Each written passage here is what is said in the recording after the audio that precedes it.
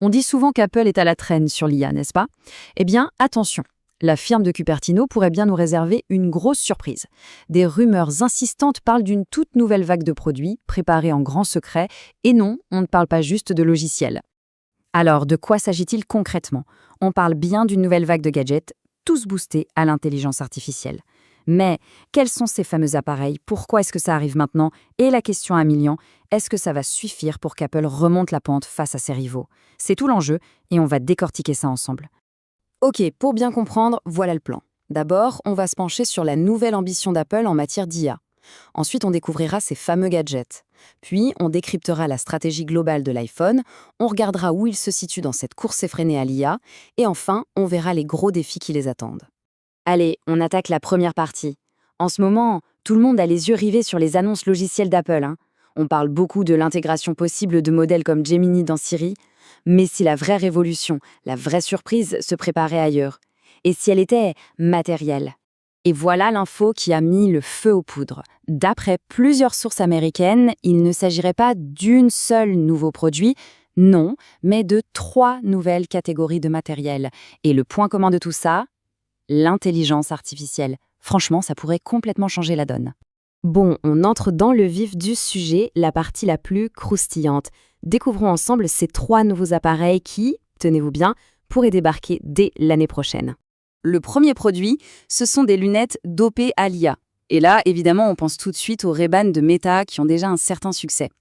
C'est du grand classique Apple, ça. On laisse les concurrents tester le marché, se prendre les premiers murs, et puis on arrive avec une version qu'on espère plus élégante, plus aboutie, et surtout parfaitement intégrée à l'écosystème. Ok, mais concrètement, à quoi ça servirait? Imaginez un peu, des caméras haute définition qui scannent ce qu'il y a autour de soi en continu, avec une IA embarquée qui peut répondre à des questions en temps réel. Et attention, ce ne serait que le début. Une version 2, bien plus avancée, avec des écrans pour la réalité augmentée, serait déjà en préparation.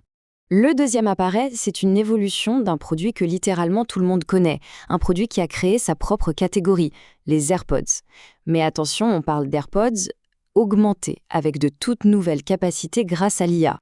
Bon, évidemment, ça reste de la prospective, mais les idées qui circulent sont assez dingues.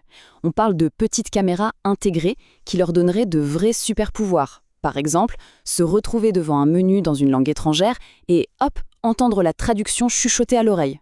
Ou encore, pendant une séance de sport, recevoir des conseils en direct sur sa posture. Les possibilités semblent vraiment illimitées. Et on arrive au troisième produit, et celui-là, c'est clairement le plus étrange, le plus intriguant et sans doute le plus polémique du lot, un pendentif IA. Le concept, un petit objet à porter en collier ou en broche, équipé d'une caméra et d'un micro allumé en permanence. L'idée, c'est d'enregistrer et d'analyser les événements de la vie quotidienne. Vous ne savez plus où vous avez mis vos clés? Vous demandez au pendentif et il vous répond. Ça pourrait devenir une sorte de mémoire externe, un journal de bord visuel de sa propre vie. Mais là, on voit tout de suite les questions que ça soulève. Imaginez un peu les dérives. Pouvoir prouver à quelqu'un avec l'enregistrement ce qu'il a dit la veille. C'est pas pour rien qu'une source a décrit le concept comme du narcissisme numérique poussé à son paroxysme. Ça fait réfléchir. Allez, on zoome un peu pour voir la vue d'ensemble. Parce que derrière ces 3 gadgets, il y a une vraie stratégie. Quelle est l'idée derrière tout ça? Est-ce que le but final, c'est de tuer l'iPhone? Eh bien non, et c'est ça le point clé de la stratégie d'Apple. L'iPhone reste le centre, le cerveau de l'opération. Tous ces nouveaux appareils, ces wearables, ne sont que ses sens. Les lunettes sont les yeux, les AirPods sont les oreilles. Le but n'est donc pas du tout de remplacer le smartphone, mais de lui donner de nouvelles perceptions, de l'augmenter. Et ça montre une différence de vision fondamentale avec la concurrence. Chez Meta, par exemple, Mark Zuckerberg est très clair, il rêve d'un futur où les lunettes connectées remplaceront nos téléphones. Apple, c'est tout le contraire. La vision, c'est de solidifier encore et toujours un écosystème où l'iPhone est et restera le roi. Passons à la suite, parce que bien sûr, Apple n'est pas tout seul dans son coin. On est en plein milieu d'une course de vitesse, une vraie bataille contre des concurrents qui sont déjà très très avancés. Pour résumer la situation, il y a Meta qui a pris une sacrée avance avec ses lunettes Ray-Ban. Et puis il y a le géant OpenAI, le créateur de ChatGPT, qui a sorti le chéquier pour s'offrir les services de Johnny Ive. Oui, le designer légendaire d'Apple, le bras droit de Steve Jobs. Son but? Créer une toute nouvelle famille d'appareils IA. Donc oui, la pression sur Apple, elle est maximale. Allez, dernière ligne droite. même pour un géant comme Apple, avec sa force de frappe en design et en intégration, la route est loin d'être dégagée. On peut identifier au moins 3 énormes obstacles sur leur chemin. Le premier défi, c'est l'exécution. C'est-à-dire, est-ce qu'ils peuvent vraiment construire ces appareils et faire en sorte qu'ils fonctionnent parfaitement? C'est historiquement leur point fort, mais le pari reste très risqué. On a vu des produits similaires, comme le fameux Human Pin, se planter de manière spectaculaire.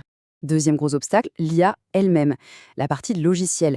Et là, il faut être honnête, tout le monde s'accorde à dire qu'Apple a pris du retard.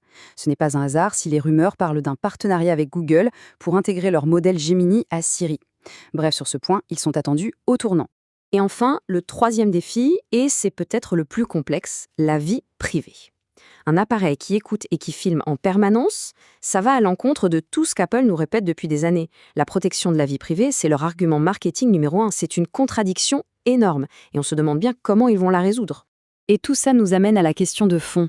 Est-ce que cette nouvelle génération d'appareils va permettre à Apple de redéfinir, une fois de plus, notre relation à la technologie? Ou est-ce qu'on assiste simplement à une tentative désespérée de rattraper un train déjà en marche, celui de l'ère de l'IA?